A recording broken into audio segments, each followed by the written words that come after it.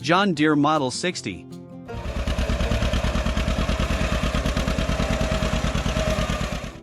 There are sounds that are forever etched in our memories, like the John Deere signature twin-cylinder engine. Slurping and rumbling, each rhythmic beat echoing across the fields. When you hear it, you know, the harvest is about to begin. I vividly remember. Early that April morning, my father turned the key, stepped on the gas, and the Model 60 began to beat like the beating heart of the farm. And me? I sat in the back, on a pile of seed bags, listening, watching, and learning more from that machine than I ever could in any classroom. The John Deere Model 60 is the product of the people of Waterloo, Iowa.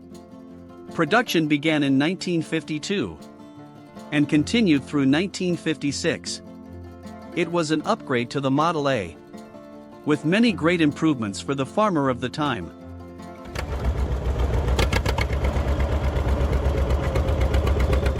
The Model 60 used a 321 cubic inch, two-cylinder engine.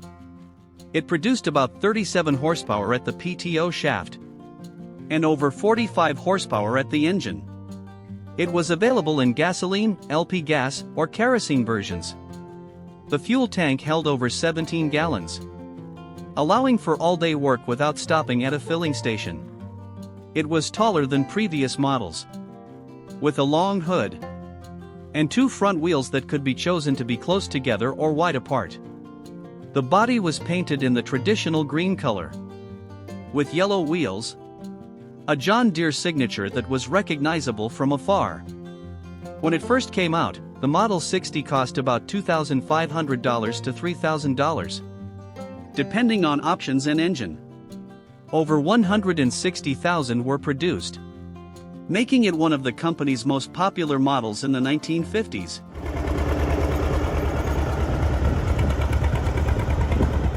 What made the Model 60 stand out was power steering.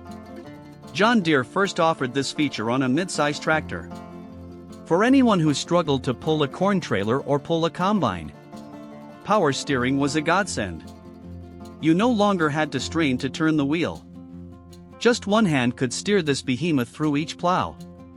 It also had an independent PTO, allowing the driveshaft to be turned on and off without disengaging the clutch. It was a huge advance, giving the driver much more flexibility when using a lawnmower, thresher, or irrigation pump. The Model 60 has served thousands of American farmers through a period of agricultural transition. From hand plows to mechanization, from small farms to commercial farms. It wasn't the first tractor, but it paved the way for a more modern generation. And most of all, it was reliable. Rain or shine, hard or soft, the John Deere 60 was always ready to work.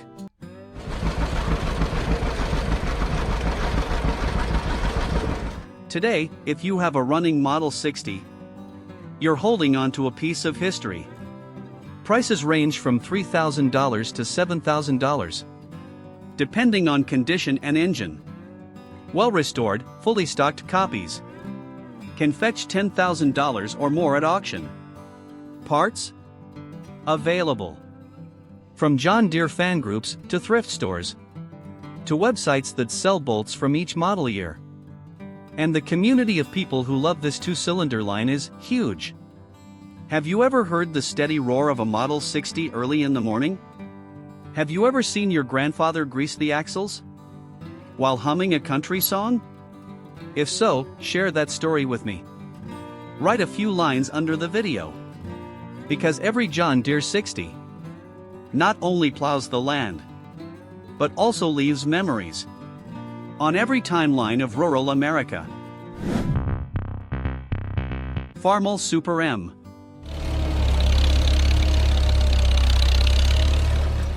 As a boy, I remember sitting on an old wooden bench in the barn, watching my father drive the bright red Farmall SuperM, plowing endless rows of land as far as the eye could see.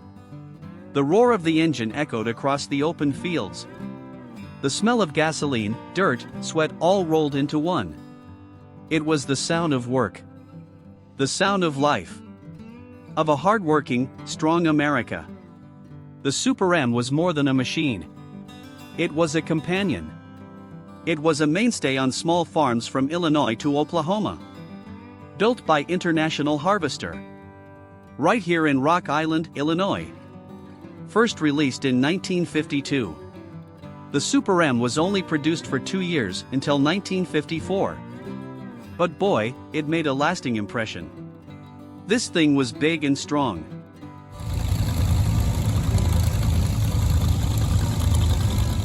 Equipped with a 4-cylinder, 264 cubic inch engine. Pulling out about 44 horsepower at the PTO shaft. More than any previous M. Runs on gasoline, kerosene, or LP gas. The fuel tank is 21 gallons, enough for a long day of plowing. Moderate speed, but the traction is incredible. As strong as a bull pulling a plow on brick-hard clay. The look? Same old farmer style, narrow front axle, 2 giant rear wheels. Painted bright red, instantly recognizable as a harvester. High handlebars, solid chassis, sitting on it is confident. When it first came out, it cost about $2,600. Depending on configuration and equipment. It is said that a total of about 57,000 SuperMs were produced. Including the Super MTA version with a special transmission.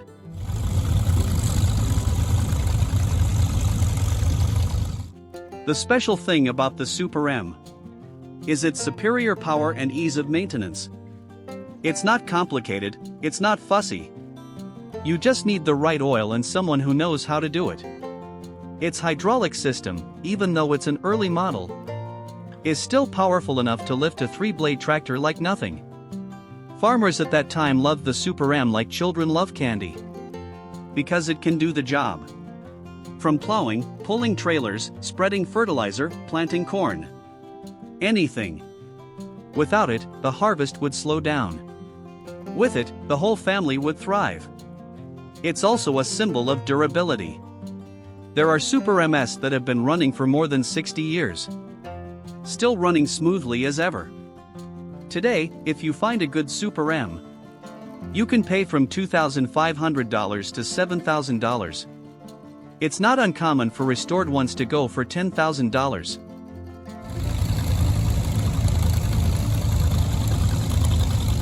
Spare parts? There are still plenty. There are farmer enthusiast clubs, swap meets, and old mechanics who keep their old stock like gold. Did you know? Some people keep their SuperMs as treasures. Even though they don't use them for plowing anymore. They still clean them, display them, occasionally start them up, and drive them around the yard as if to reminisce about their glory days. If you've ever sat behind the wheel of a farmer, pressed the clutch, heard the exhaust clatter, tell me about it. What color was yours? Remember that corn season when it got stuck in the mud? Leave a line under the video. Let's preserve the memories together. Of a time when human power, machine power, and land came together to form the American dream. Massey Ferguson 35.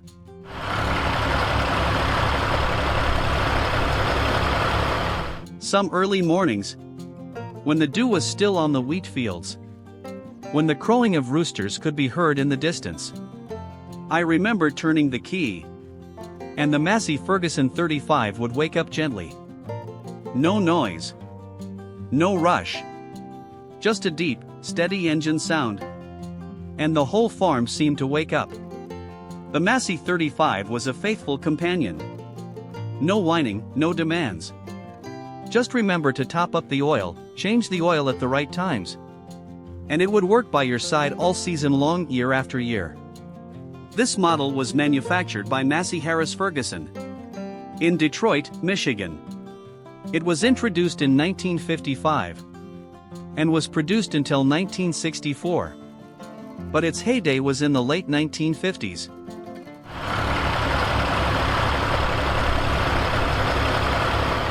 The Massey 35 was powered by a 4-cylinder gasoline or diesel engine. The diesel being a small but powerful Perkins 3-152. It made about 33 horsepower at the PTO. It had a good amount of traction and was fuel efficient. It had a 13-gallon fuel tank, so it could plow from morning to night. I once plowed 15 acres in 2 days with it. By myself, without help. It was compact in design. It was only about 64 inches wide. The front wheels were close together, and the rear wheels were a pair of large, sturdy wheels. The purple paint with a silver frame. It was unmistakable. The initial price was only about $2,300 to $2,600, which was suitable for small and medium-sized farmers.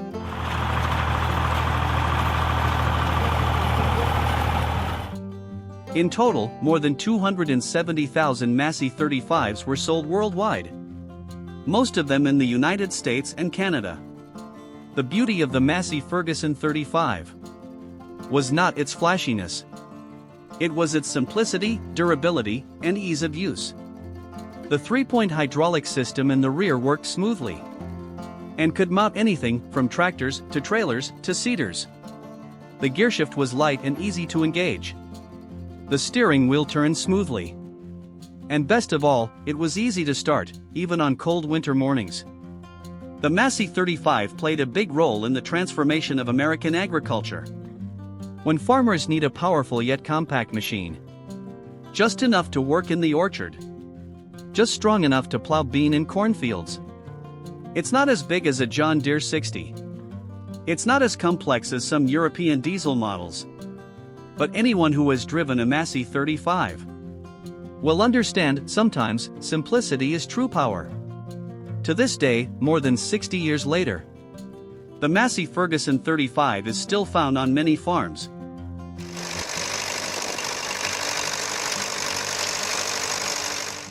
Especially in the Midwest and the South. Current prices range from $2,000 to $6,000, depending on condition. A well-restored model can fetch up to $8,000, especially if it still has the original Perkins engine.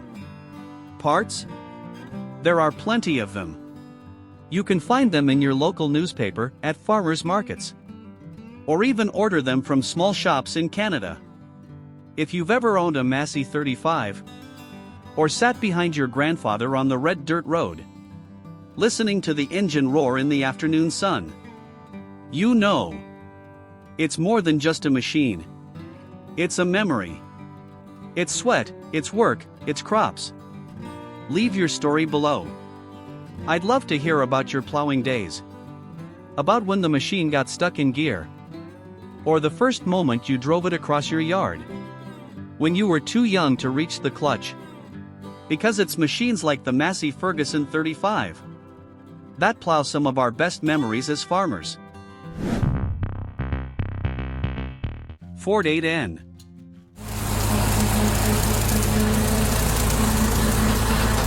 Back then, when I was a young boy, barely old enough to sit on the iron saddle and reach the handlebars, the Ford 8N was part of farm life.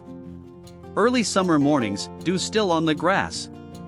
The engine's soft, steady roar, like a wake-up call to the entire field. No need to shout. No need to make noise. It just worked, steadily and faithfully, like a true American farmer. The Ford 8N. Manufactured by the Ford Motor Company in Dearborn, Michigan. It began production in 1947. But throughout the early 1950s, especially from 1950 to 1952, it was the best-selling tractor in America. In all, over 524,000 Ford 8NS were produced before they discontinued the line in 1952. A huge number, proving its special place in the hearts of farmers. The specs were simple.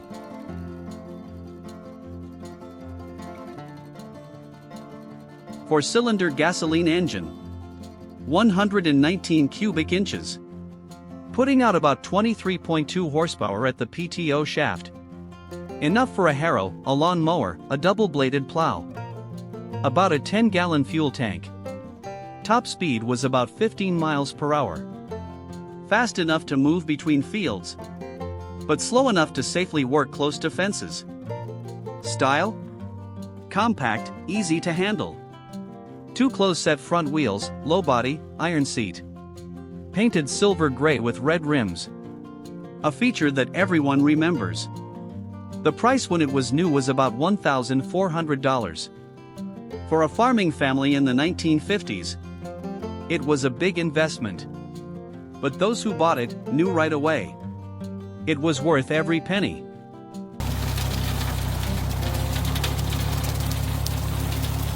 The most special feature of the Ford 8N was the 4-speed forward 1 reverse transmission system, and especially the 3-point hydraulic system in the rear.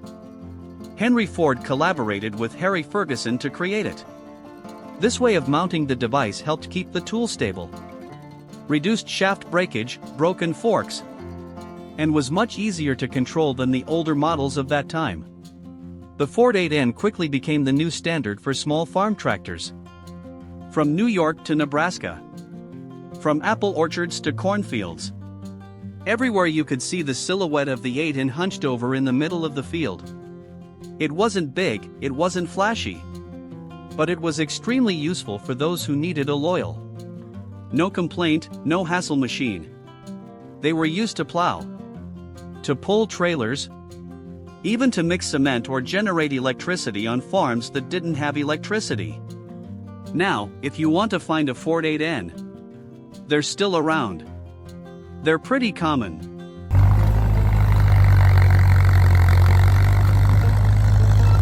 Prices range from $1,500 to $4,000 depending on condition. The ones that are well restored are as good as new, and people display them at farm shows, or even drive them around fall festivals. Parts are still easy to find, because the Ford 8N has a large enthusiast community, with hundreds of craftsmen who still preserve every bolt and plow blade. You know, I once saw my neighbor in Ohio still using his 1951 8N to mow his lawn around his farm. Once a week, every day. And it still starts with a pull of the starter. If you ever owned a Ford 8N, or saw your dad or grandpa driving it through the first corn of the season, leave a comment below the video. I want to hear your story. We who grew up with the sound of Ford engines and the smell of freshly turned soil, let's relive those days when tractors weren't just machines, but companions on every plow of a farmer's life. Alice Chelmer's WD-45. Let's go back to 1953, when tractors had no windows, no power switches, just a steering wheel, a gearshift, and trust. Back then, on the windy fields of Iowa, before the sun had even crossed the horizon, the WD-45s were roaring to life, ready for a long day of harvesting and plowing. I still remember the smell of freshly turned dirt, and the steady hum of the engine that lulled the cows outside the fence to sleep. It wasn't the first one I drove, but it was definitely the one I've been with the longest. Alice Chelmer's WD-45. A burnt orange workhorse, born to work. Born in Milwaukee, Wisconsin, in 1953. This WD-45. It had more power than its small stature suggested.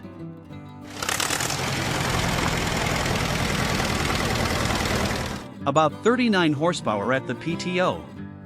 There were gasoline, kerosene, and diesel versions. Many people at the time chose the LP version, cleaner, cheaper. The fuel tank held nearly 14 gallons, enough for a full day's work.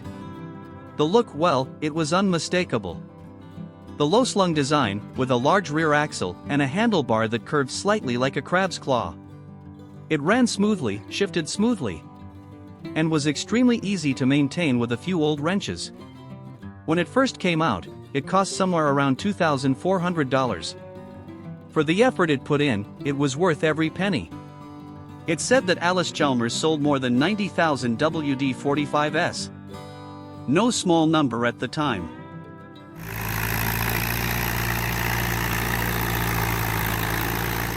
What made the WD-45 famous was the power director transmission. It was a miracle. The ability to change speeds without disengaging the clutch, allowing plowing through mud or steep slopes without stalling.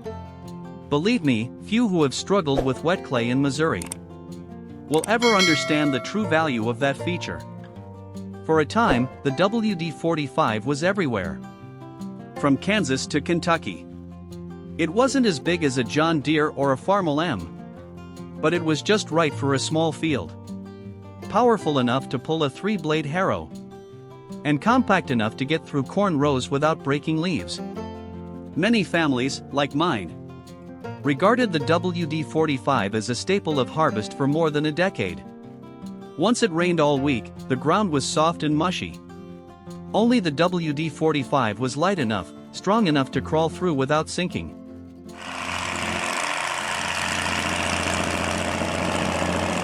Now, if you go looking for a good WD-45, you can expect to pay $2,000 to $5,000. A well-restored one can fetch $8,000, even $10,000. Parts? They're still there. At farm shows, garage sales, or in small country newspapers, they're still selling filters, bearings, gears, etc. The WD-45 isn't just a tractor. It's a memory. It's the creaking sound of it every morning. It's the salty sweat on your grandfather's forehead. It's the sunset casting its shadow on the fence at the end of the field. If you've ever sat behind the wheel of a WD-45, or seen your father adjusting his spark plugs under the shade of a tree behind the house, tell us a little about it below. Share to remember the old days where red soil, the smell of gasoline, and perseverance made the harvest.